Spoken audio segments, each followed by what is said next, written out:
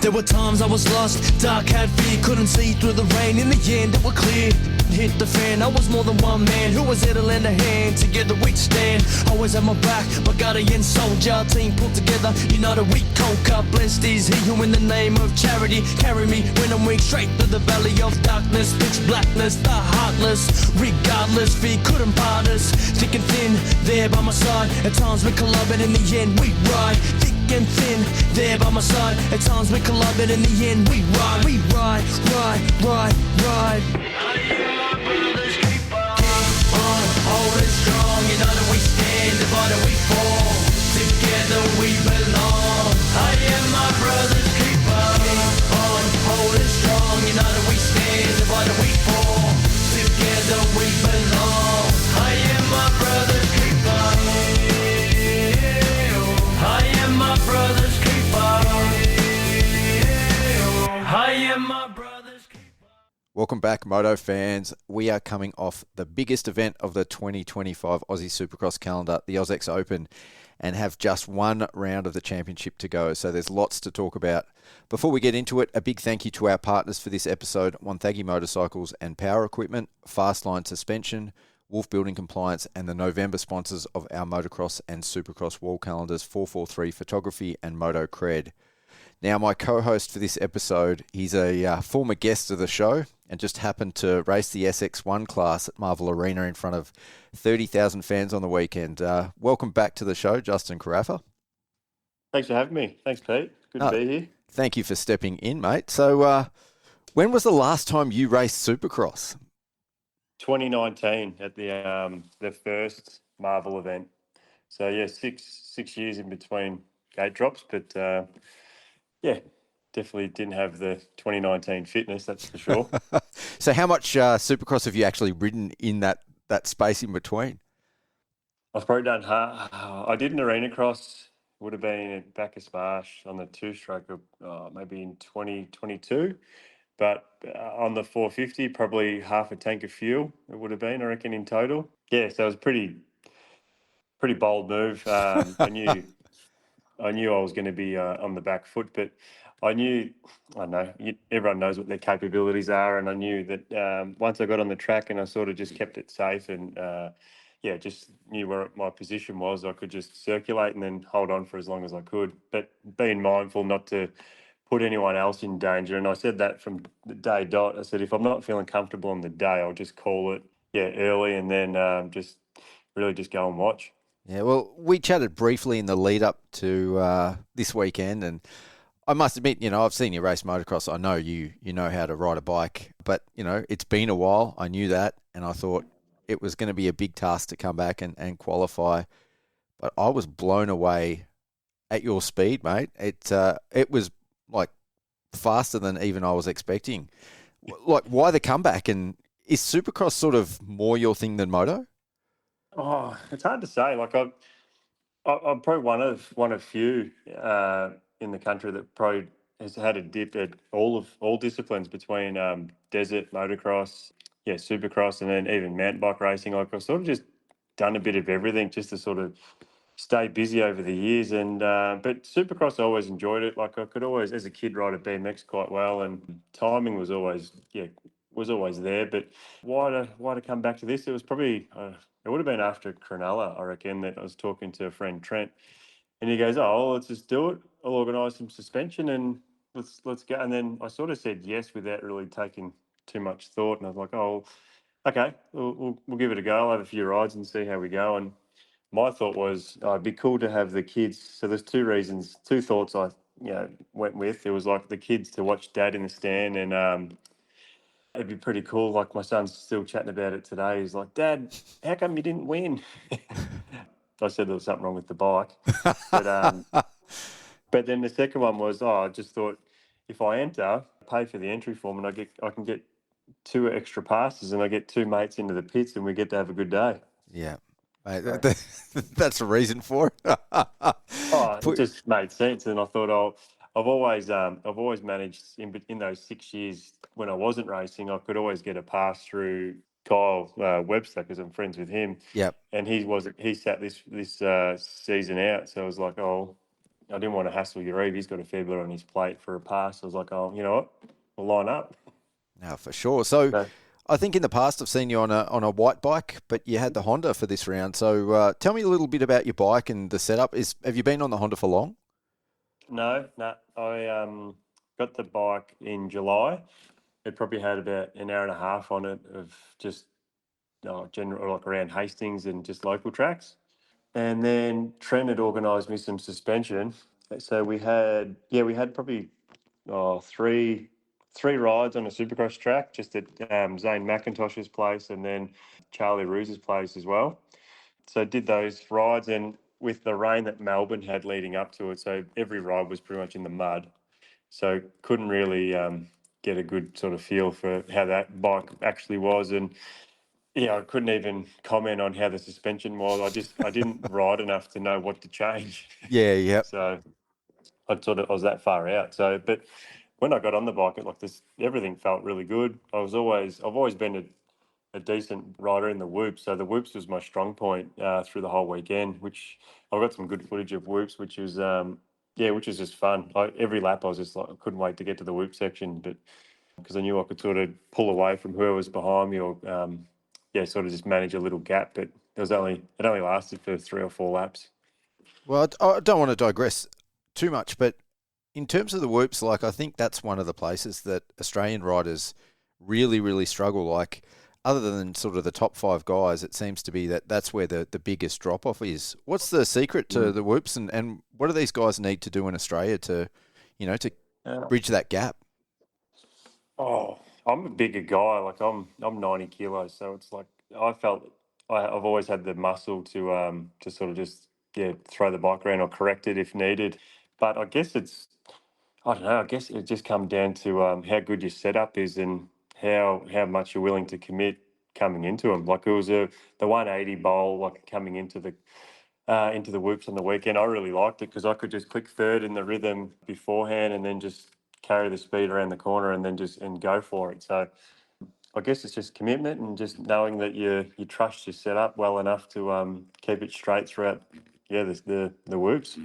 On that note, tell me about your night. Like, from start to finish, how was it for you, and what was good, what was hard, and what was it like racing? With guys that you watch on TV.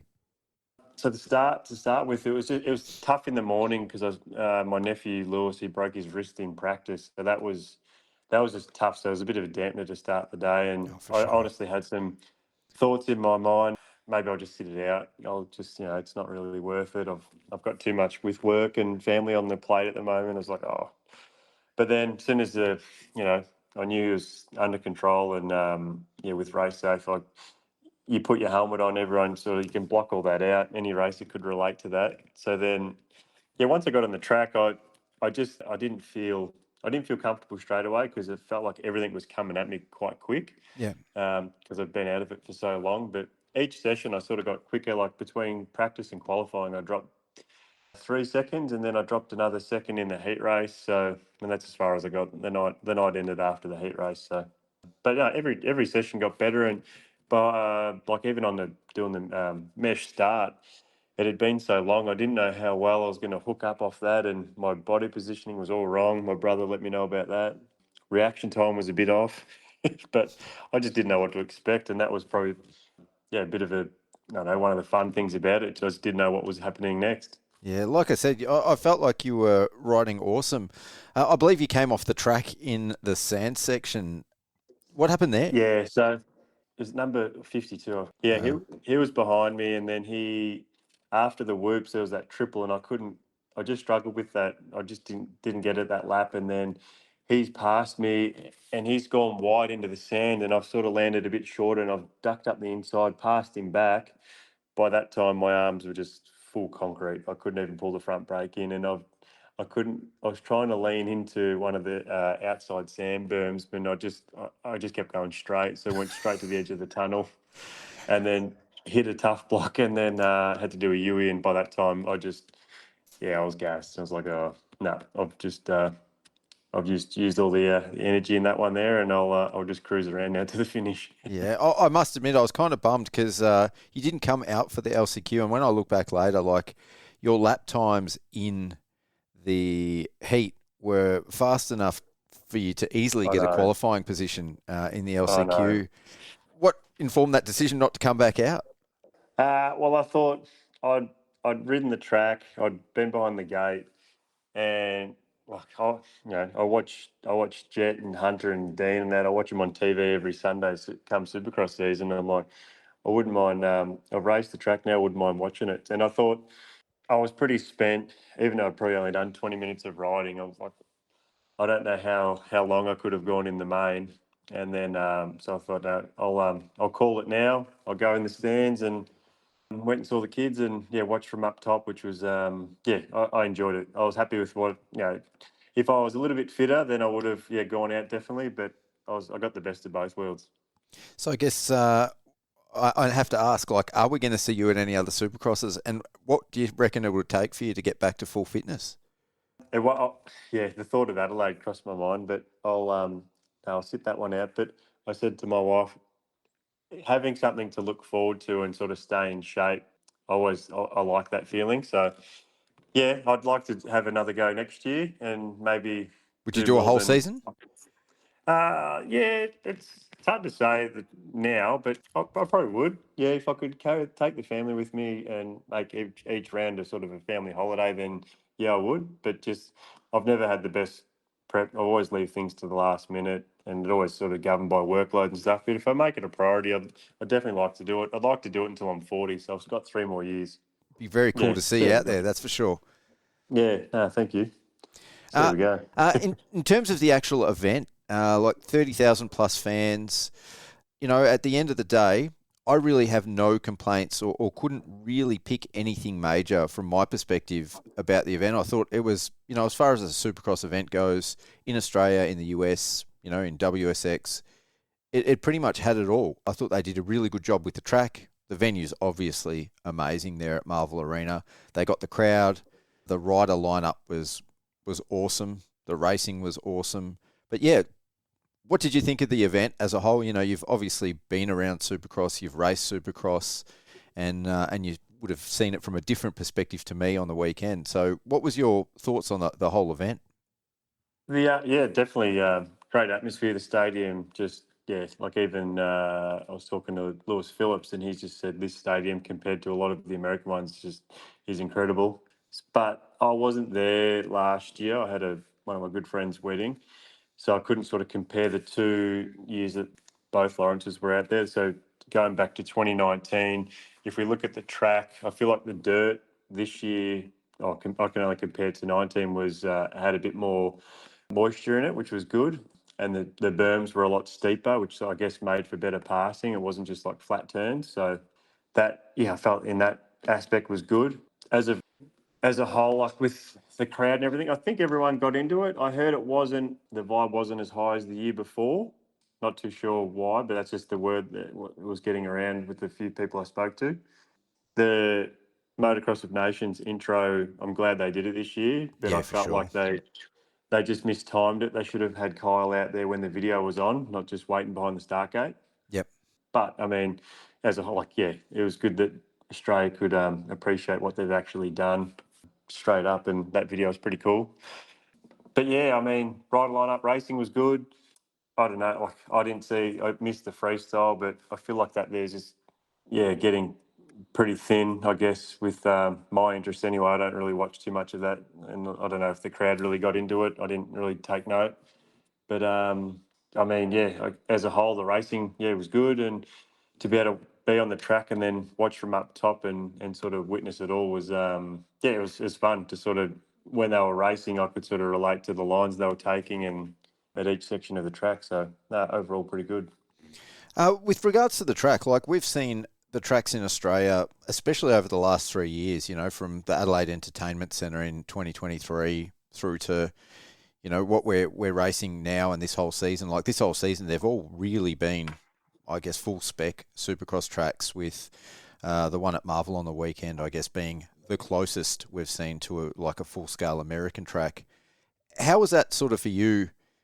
Coming off the couch, because a lot of these riders have been able to build their skill level and racecraft with the tracks as they've developed. How was that for you? And yeah, what was it like racing that track? Was that a big learning curve? Oh yeah, I was shitting myself big time. I walking the track, I was just like, okay, what do you mean I got to go from this one to two more that way? I'm like, four. It was just, yeah, it was pretty daunting because I hadn't been around it for a while, and but once I sort of got the helmet, once the helmet was on, I sort of rode myself into shape, and sort of the timing did come back a little bit. But I felt the transitions are maybe because I'm getting older now that they're a bit closer together Yep. than what I've remembered in the past. But I didn't jump, quite a few sections, and then I'm like, "Oh, why didn't I do that today?" I was just, I was at work and I was just thinking about I should have done this, I should have done that. It wouldn't have made too much of a difference, but yeah, it all came at me quite quick. Just obviously didn't have the eye in straight away, but I was happy. Once I get to the whoops, I felt really at home in the whoops. Yeah, as a So, pleb, like I look at the stuff that like Jet Lawrence is doing, like how he quadded that section and he wheel tapped, no, and I just think like, how the does someone do that as a rider? Like, is it just like mind blowing oh, as it's well? mind blowing. Yeah, mind blowing. Like there was that section that so you go across like the start straight, you got the triple out of the corner, the little straight, then you got the triple where they were doing quad, then single. Like when I hit that first triple for the first time, then I wasn't even looking up. I was just pretty much looking at the front guard. That was probably one of my problems. I wasn't looking ahead, and then as I would look up, I'm looking at the fourth one, and I'm like, "There's absolutely no way I'm going to that fourth one now." So, like, just it was like when Chad came out on a Suzuki back in the day, and we had I forget what year it was, but we were in Perth, and it was a really rutted track. It was at the drag strip, and he was hitting things so fast. And I remember Gibbsy saying he's like a cat; he can just see things at a different speed than most. Yes. Like landing like off a triple, and then landing in a whole bunch of ruts, and then then tripling out again. It's just like those select few can just do things at a different pace than others, and it just comes at them quick and easy. Yep.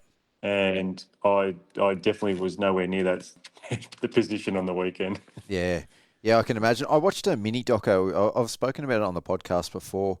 I've got to make the effort to try find it again. But it was a neuroscientist had analysed a couple of the top AMA riders, and they'd done brain scans and measured the brain activity for different exercises. And he said that the physical way that their brains have developed, the guys that have been riding since they were 3 and now racing professionally, is actually different. And he said, to put it into layman's terms, he said it's like they can watch a movie in fast forward and understand what's going on. And there was Right. areas of their brain that weren't as developed as, the average person. But when it comes to processing information and responding, they've got an advantage over sort of, Okay. the average person. So it's really interesting, for someone like yourself that's ridden so much, but I guess hasn't had that consistency since they were little to, Yeah. to say that, Yeah, that's interesting to hear. Select few, yeah, they just have it, and that's why I guess those guys are doing what they're doing at the top, and most of us are going to work on Monday. Speaking of that, how did you sort of pull up after the weekend? Everything was. I was pretty tired. It was a late night, but yeah, Sunday morning I just had really sore ankles. I guess the body hasn't taken impact like that for a while. But I didn't. When I think about it, I didn't case anything. My timing was actually. I got the triple spot on straight away. Like it was fine. But I just guess that repetitive of just landing just on even in the rhythms, like when I was going inside double then single onto the straight, and I guess just that little impact of landing on the stretching the Achilles out. Everything was just, it took a while to sort of get the feet warm on Sunday, that's for sure. Yeah, I can imagine. There was meant to be 20 gates on the weekend. Do you know what happened there? Because they cut it back to 18. Did you guys know that before the No, event? so that was a topic I was asking about on Friday. I sent a few messages about, I did hear leading up to it there was going to be the 20. So then I was going through the ride list going, oh, that guy's faster than me. He's better than me. I don't know about that guy. I never heard of him. So I was just like, oh, I reckon I got a chance. But so then not too sure what happened. When we first got to the track, I was sort of, first thing I did, walk up in the stands and I started counting the gates, and I was like, oh, well, 18. Going to make it a bit tighter, but not too sure. Maybe it's the physical structure that they've got for the start. I don't know. But even the Suprex said it was going to be 20, and that's what they'd been saying all season. So, yeah, Okay. there was guys I think that would be very disappointed that we're on that sort of cusp. Yeah, well, looking at the guys that missed out, there's a lot of guys putting a lot of effort into going round and round, and every round the midweek riding, the training, like there's a lot of like investment, money, time, everything spent into it, and it's I mean to sort of that those two gates mean a lot to a lot of people. Yeah, to turn up on race day and expecting that maybe this is the round that you're going to This is get it. in. Yeah. Yeah, for sure. Yeah, the biggest round of the year. Like we both know a 250 rider that would have loved to have been in the main and just missed out by one spot. But Oh. he's next week I reckon's his week. Yeah, I shouldn't say this because we're meant to be impartial, but I may have cheered him on in the last lap of the LCQ as he was going past because he was really chasing hard for that last transfer position, and it's the best I've seen him ride in a long time. And he agreed. Like he said it was sort of bittersweet because he was riding well. Good. Yep. But obviously to miss out by one position is pretty devastating at the same time. It is. But that's right. Next week. That's it. He's got one more chance. That's it. Yeah. We heard on the weekend as well that the Lawrences are unlikely to come back next year. You know, for a venue like Marvel, having to sell sort of 30,000 seats, I think, to make it viable. What can we do, do you think, in your opinion, to sort of change it up and make sure that we keep getting those bums on seats? Like, do we bring in other riders, or is it viable to keep racing at Marvel, do you reckon? No, just thinking if they aren't going to come and probably focus on developing that 27 model, then I guess AME would look at, whether if it ties in with World Supercross. I mean, they're not going to work together, but I mean, if they're a week apart, they could look at whoever's racing that series to draw some hand out some of that money and come a week earlier. You never know who could pop up, but I guess they need someone that's going to definitely sell tickets. The issue, I think, with that is there was a podcast that came out with Adam Bailey just a couple of days ago, and they tried to get a few more riders there, but WSX, because there's a bit of bad blood there, had got the riders to have contractual obligations that they couldn't come race the AUSX Open, which is it's just so shit for the sport. And as much as I love to see as much racing as possible and as much Supercross as possible, I think what WSX is doing reportedly is it's not in the best interests of the sport, and it's like I want to support it, but at the same time I definitely don't when they're going to play these games. Yeah, like you said, I think they need to coordinate to have these on off weekends, and I think it works to the advantage of both championships or both events. Yeah, and I guess it's a way for riders, I guess, too, to make some money as well. But I mean, we're all fans of the sport. We all want to watch good racing, and if you're sort of getting all the, through the Australians too, if we can get a lot of the big headliners in our backyard, it would be unreal. But I don't think the promoters be working together in the near future.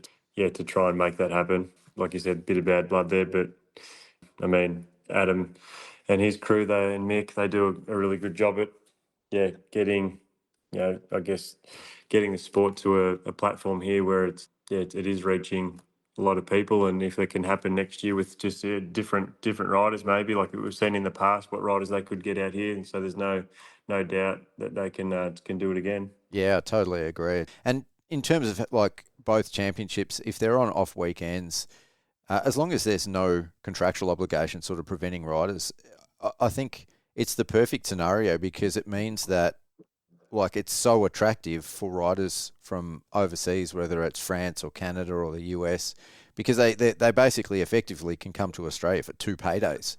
So like we will see the best riders in the world come over because of those opportunities. So anyway, we can only hope. Well, it's just like, I know we're a lot further away than Europe, but when a lot of sort of like your I did the German Supercross back in 2008, and then the promoters, it was easy for them to get an American guy because it was only it was a cheaper flight. Yep. But those guys would go there. They'd do between Germany, they'd do Geneva, and then the good guys would go to Bercy. They'd be making a fortune. Like the year I was there, Mike Brown, I reckon he did probably 10 extra Supercross races, sign on appearance money, and plus his prize money. He was making an absolute fortune, and just country to country. So I guess modern day, look at coming to Australia. If they could do, if they did 2 rounds of the Australian series plus the WSX, it'd be a payday for the guys, and then we're all getting the rewards of watching. Yeah. In terms of the standard of our Australian championship at the moment, maybe I'm suffering a bit of recency bias, but I'm sort of feeling that it's the best it's ever been. You've obviously been around the championship a lot closer than I have for a lot longer. How do you sort of feel about that statement, and would you agree, or do you think there's been a bygone era that's been better? I probably didn't follow it to like the series itself. Like I couldn't say who got second and third in the championships in the previous years, but yeah, I think it's in a good spot now. I guess having the 85 Cup, it's bringing, it's attracting more to the younger guys, so we sort of know what future we've got in front of us. But yeah, it's what I've noticed though is there's so much, especially with this format, the inconsistency in a lot of the top riders.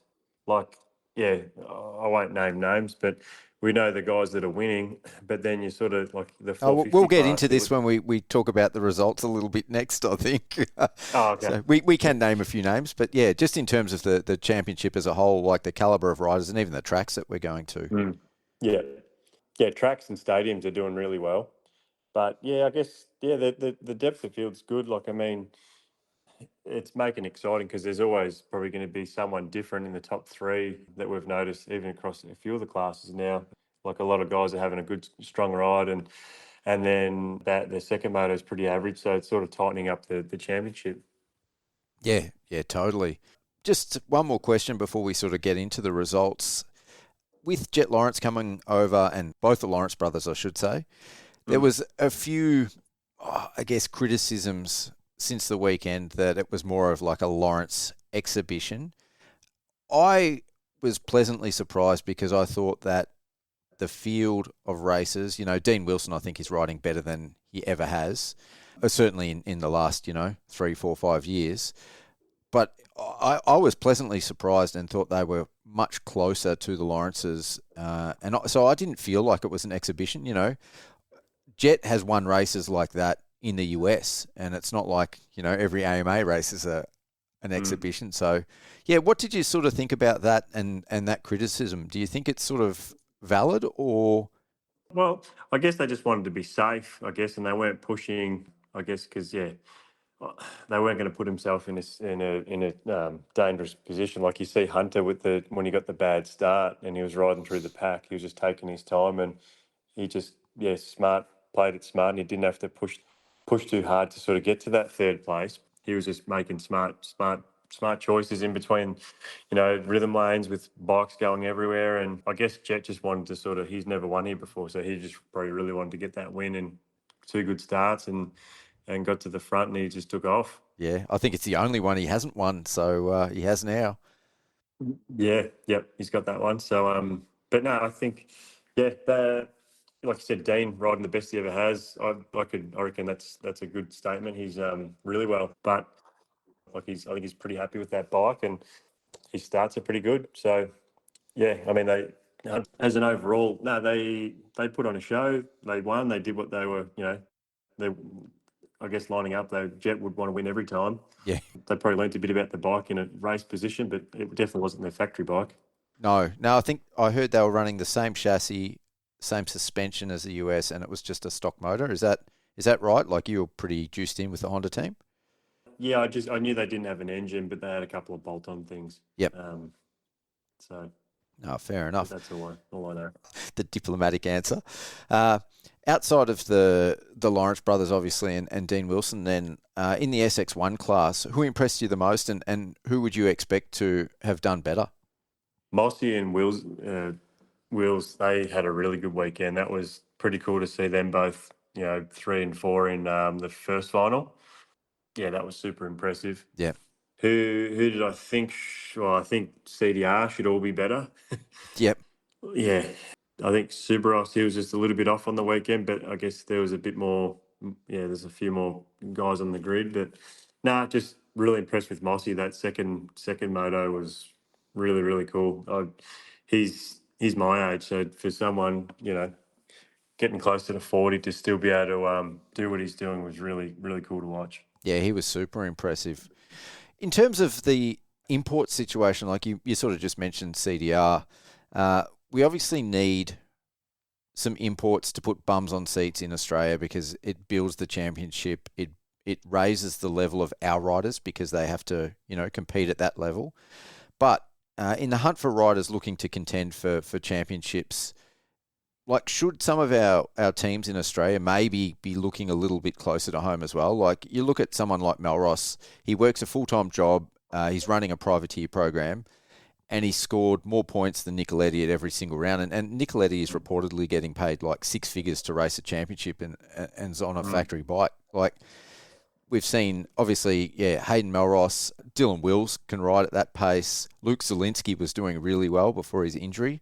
Like, what's your sort of thoughts on that situation? Like, should the teams be going overseas? Should they be looking more locally, or maybe a mix of both? Probably a mix, yeah. That's pretty fair, I'd say. But like Yuri's always said, it's like he's got to sell it to sponsors to, and he needs to win, I guess. And Nicoletti having the year that he's had, winning, I guess, the Canadian motocross, he's done. What else has he done this year? I thought that was pretty much it this year. Yeah, like all the one-off races, like he's got a pretty good resume. So would you pick Nicoletti, say, over, like, Melross has been absent for a little bit was he there last year? Yeah, he raced last year. He did well last year, yeah. I guess, I don't know, it's just, it'd be a gamble for a team manager to say, we'll take Melross. Like, a lot of people might work better under a privateer program. Yep. Without the pressure, like, say Dean Ferris, for example, in that motocross series versus the year after, could be something like that.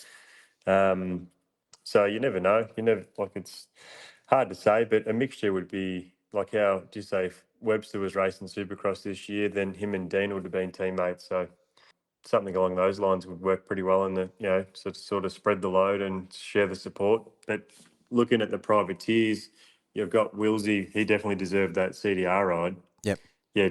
I guess, Melross could have had the KDM ride. I don't know maybe why that didn't happen, but they're still there. There's still 2 extra guys on the gate. So I guess it's making it full grid, because back in the past we didn't have to qualify for 450 mains. Like, there wasn't enough riders. So if people missing out, it means we've got good numbers. Yep. Yeah, definitely. Did you hear the news that broke this week about Dean Ferris? Yeah, I'll let you say it first, though. Well, it's out there, mate. So right. he's going to be racing for Empire next year. No, Moto Online, I think, got in trouble for that already. So, yep. Yeah. Yeah, he's on the John Farnham tour. I was just about to say. Yeah, it's never count that guy out, though. No, he's definitely not if that bike. I guess he'd know how to set up a bike pretty well. So and with Tyson and his crew, they'd do really well, I guess. So yeah, it'd be good to have him back. But yeah, it's just like, if that's where the sport's going, where you got to pluck out retired guys and give them a ride to sort of get in front. It's sort of, it just, maybe the depth coming from the 250 class to the 450 class maybe just isn't there, would you say? I've said before on the podcast, I think the 250 class at the moment, I'm not saying that it's weak, but it's the weakest of the 3 classes between SX1, SX2 and SX3. Yep. I think as those SX3 riders step up next year, the SX2 class, over the next 2 or 3 years is going to be really deep and really competitive. At the moment, I think the riders that are competing in SX2 sort of missed the boat with COVID a little bit, missing those championships. So they haven't done as much Supercross, as riders at that level typically should or could have done. So I don't think the depth is quite there, but I think, with some of the imports we've had this year as well, it's definitely bumped that up. Yeah, it'd be good to see maybe if there could be some imports in the motocross season, so it's not just a Webster beat and runaway. Well, Nicoletti spoke about that in the press conference, and I mean, he had some valid points, because he said he would love to come over and do a Pro MX season here. But like in his words, we've got 8 rounds in 17 months, which is, a bit of an exaggeration, but not by that much. And I think for international riders to come over and race it, it's almost got to be a little bit of a love thing as well, because I don't think the money's there in Pro MX, certainly not in purse money, and I don't know what sort of budget the teams have got unless you are a real championship contender. Yeah, yep, definitely. And I guess, like you said, Phil said, the 17-month series, it's not as glamorous, I guess, either as the Supercross here. Like the Supercross is going to some of the big cities, and probably hard to sell it to an import to go to QMP or to tracks in the middle of nowhere, and then you got to wait another 5 weeks for the next round. So yeah, it's a tricky one. There's no easy solution. I've played this out with different people and tried to model it out in different ways, and there's always hurdles. It doesn't matter which way you sort of shape it. So no. It's a tough situation. Yeah. Tough one. But no, I'll get to Pro QMP for the over 30s next year, and that'll be my only outdoor round. Oh, fantastic! Will you go and watch the rest of them though? Probably the local ones. Yeah, do. If I don't know, is Traralgon back on the map again? I believe it is. Yes. Yeah. So that and Wonthaggi. Wonthaggi. Yep. Yeah. No, I'll go definitely check those ones out. All right, we'll just go through a couple of the other classes before we wrap it up. SX2. Did you get to watch SX2? I did. Yep. So Reece Budd had a couple of good starts. I was surprised with that because he has had a pretty inconsistent year. He's gotten better with every round though, and he's sort of he's in a. I wasn't expecting, like when I looked at the championship points, he's in 4th in the championship. Oh wow! Yeah, he's snuck his way up. Like he's scored a few more points with every round that's passed. I don't know what race it was, if it was the first or second, but there was 4 Kawasaki's in front. Yes, yeah, saw that. Probably the first time. How long has it been since that's happened? Mitch Payton days. Yeah, actually. So it's like wow. So but yeah, I guess I'm a fan of Larwood and Kingsford. I said to Kyle, I said that's the younger version of you and Jed, I think, in the next few years, if they both stay here. So to see those two guys sort of lock in now for the championship was pretty good. But then Moto 2, McElrath, he just ran away with that one. Yes, yeah. But yeah, that was just a lot of experience, I reckon, on his behalf to just manage that gap. And I guess he won by 15 seconds. Yep. Yeah, I think once he got in front and he found his flow, he's got those runs under his belt. He's got the AMA SX2 championship from a few years ago. He's got so much experience compared to anyone else out there that it's not. And he's got a point to prove at the minute to show, like, he's had a couple of bad races at WSX and the and Redcliffe as well. Yeah, exactly. Yep. So he's got had to prove himself and boost his confidence going into next week for sure. Yeah. We've got 12 points separating Ryder Kingsford, who's currently leading the championship, over Alex Larwood. Unfortunately, Lux Turner, who was leading, crashed out early in the day at Marvel, which really sucks to see. But it's opened up the championship for 2 Aussie boys now. Who do you reckon's going to take the honours at Adelaide? Oh, I mean, they're both pretty decent starters, or they're both around the same spot off the gate all the time. So, it's going to be. Can Alex bridge a 12-point gap? I think that's the question. I mean, he could go 1-1, but can he bridge a 12-point gap? That's a pretty hard ask. I think Ryder will probably look at how his brother's weekend went, and he will know what position he's got to finish, and he'll just make sure he stays in a spot where it's enough. Just manage it instead of trying to just get as many positions in front and put himself at risk. So I guess he's got something to sort of learn from the weekend of what not to do. But yeah, who knows? It's going to be another one for Ross to deal with. Two of his guys going for a title. Yep. Outside of those two guys, was there anyone in the SX2 class that sort of impressed you at Marvel? Yep. Barham, I thought he was really good. Good starts, jumping the big combos, and sort of staying like he was fourth in the second moto. Thought that he was really good. Yeah, Cole Thompson, obviously the winner. He was, yeah. I mean, He's he gotten better every knows round on that Cowie. every round. Yeah, definitely, and he can just adapt really well from different bikes to different different colours. But he was solid. But yeah, no, probably Caleb Barham. I was pretty impressed with him. Like, Yep. didn't think he'd had that in him, but because he hasn't been too consistent. But that was really good. Yeah. The other one I thought that sort of stuck out to me was Jai Constantino. You know, he had a horror run of injury. He's come back this year. He started riding just for fun. Then he did a couple of Pro MX races. And I think he's just gone from strength to strength. And I think it's easy to forget that, you know, he had a factory ride a couple of years ago. And I think that form is starting to come back, you know, for a full privateer effort. Obviously, he gets a bit of help from WBR, but I thought he was riding really well. Yeah, he went 9.8. Yeah, definitely solid. I think he'll have another good weekend in Adelaide too. Plenty of skill. He's fit, and I think he wants it now, and he's having fun. Yeah. Do you know what happened to Tiger Wood? He hurt his knee in the exhibition in the morning. That Ah. little TV clip. Yeah. Yep. So he didn't come out. He didn't come out. I don't know to what extent it is, but yeah, I saw him limping around, and he's only just staying down the road from me at the moment in Dromana. So I spent a little bit of time with him, and great kid, like just Oh, he's lovely. Yep. yeah, and it's just I couldn't believe it when I heard that. So I was really bummed to hear that because he good kid, and I think he was just each race he was just improving. Yeah. All right. SX3. What happened to Cade Kingsford? I saw it looked like he may have cased leading up to the finish line jump, and then I saw the aftermath of it. His feet came off the pegs, and then he kind of collapsed on the bike, rolled off the side of the finish line, and then just collapsed onto the ground.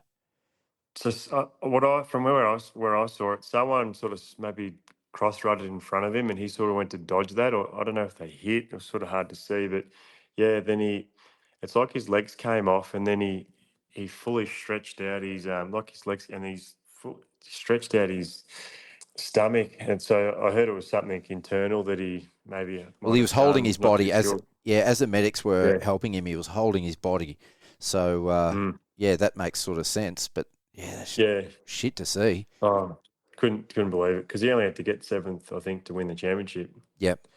But I know he got the all clear, and he'll be back at Adelaide, I think. So yeah, he's definitely.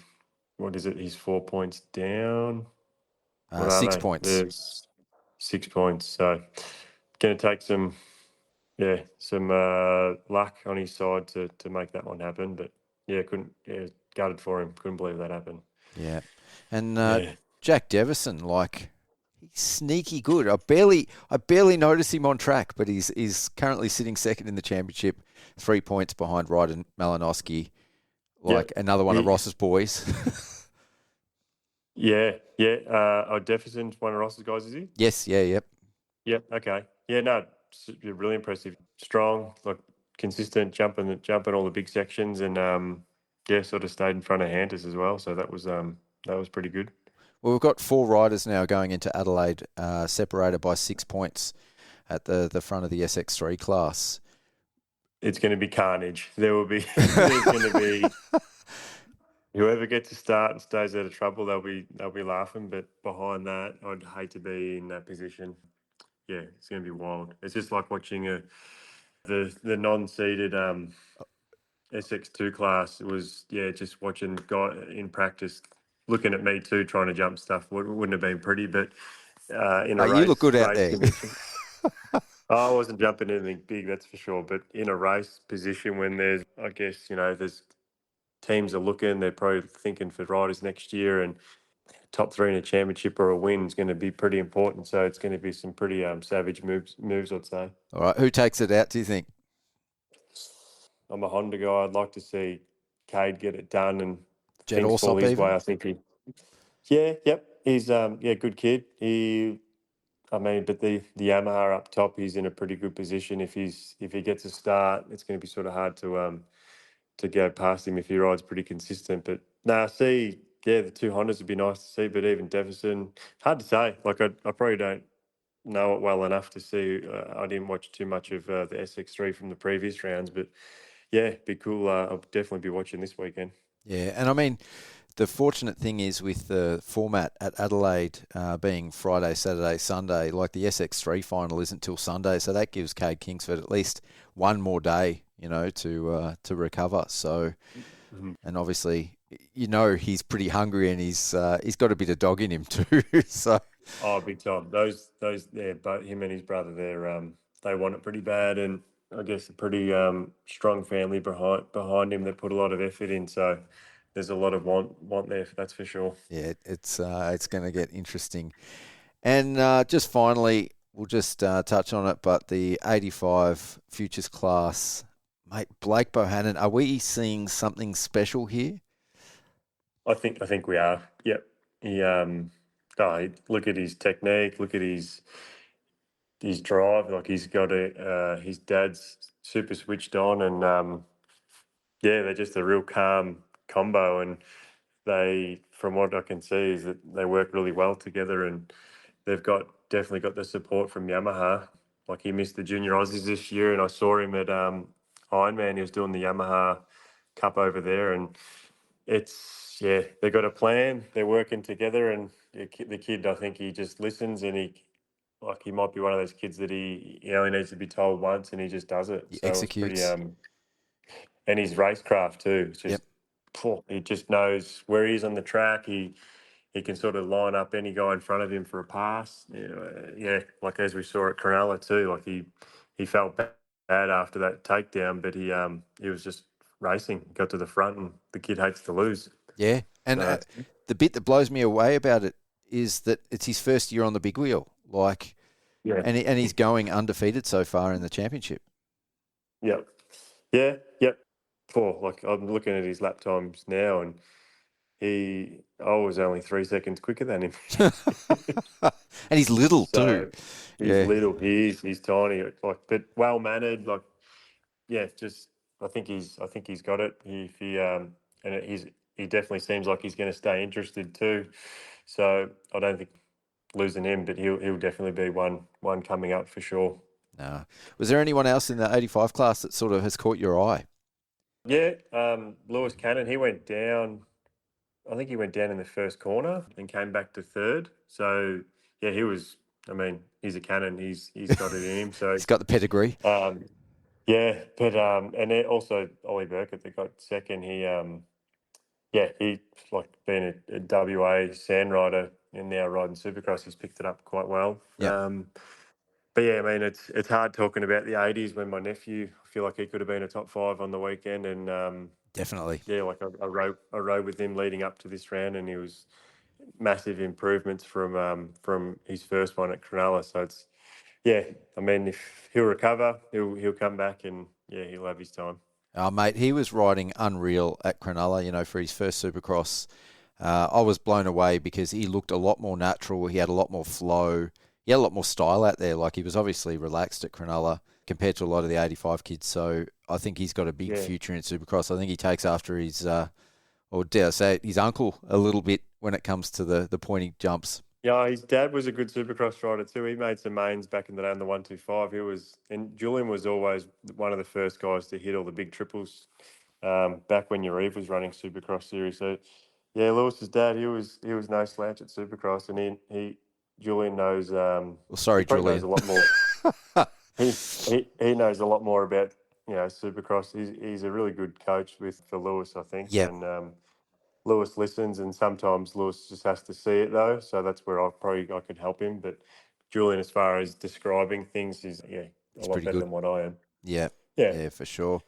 The only other rider I think I wanted to sort of mention in this class, Xander Kruik is, I think, a lot faster than his results have shown this season. Yeah. He can't get a start. Trains with Nath Crawford, and I've seen videos of him hitting whoops at the practice track, and it's pretty impressive. So, I guess he'll nut out those starts, and then you'll probably see him at the top as well. And he's on a good bike, strong bike. So I guess it's just all these kids, they're all going to have their own time. Yep. It's all in different time frames. We're just seeing Blake have it really early, and that's a pretty special thing to see, I think. No, definitely.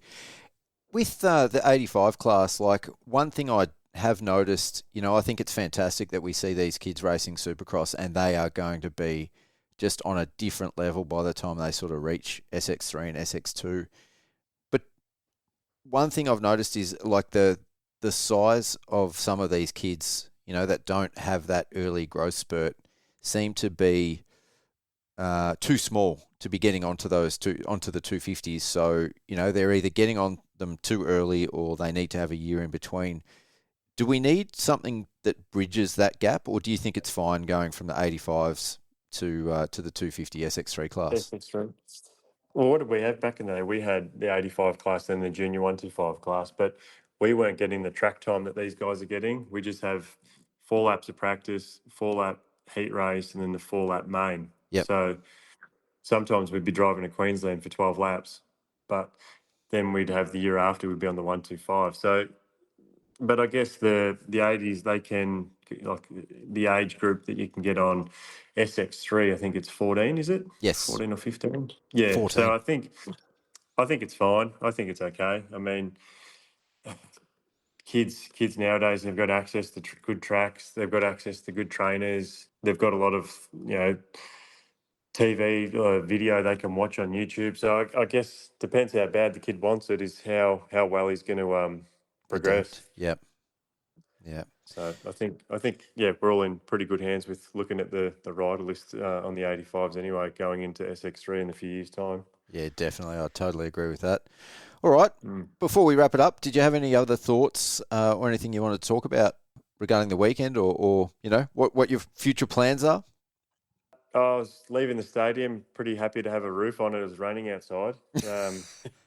So, if it could always, if I think AME, they've always looked at stadiums with roofs on just for that factor in case it did rain, but hats off to that. But my future plans, like I said, it'd be cool to keep doing the one-off every now and again till I'm 40. It'd be pretty fun just to just keep showing up, and I'll just make sure I'm in a bit better condition next year. So I've got more than 3 laps in me because, it's thinking about it on Monday on a job site, thinking, it would have been nice to have a little bit more in me. And had a few phone calls today asking what happened and why did I pull off and why was I tired. And actually, even on the weekend, a lot of people asked me, why are you in your gear? I said, I'm riding. What for? I'm like, well, because I can. That's why. Yeah. Well, you definitely can, and some of the guys that you were racing against are much younger than you and are training Supercross, 3-4 days a week, and man, you did all right. You definitely exceeded my expectations, and no, thanks. And I've seen you ride plenty of times, so if we can get a main event next year, it'd be nice.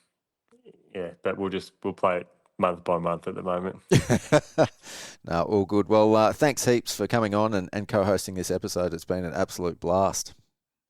Awesome. Thanks, Pete. Appreciate it. Thank you. Well, that brings us to the end of this episode. If you like this episode, don't forget to give us a positive review on your preferred podcast platform. Make sure you subscribe to Mental for Moto and turn on your notifications so you don't miss out on the next show.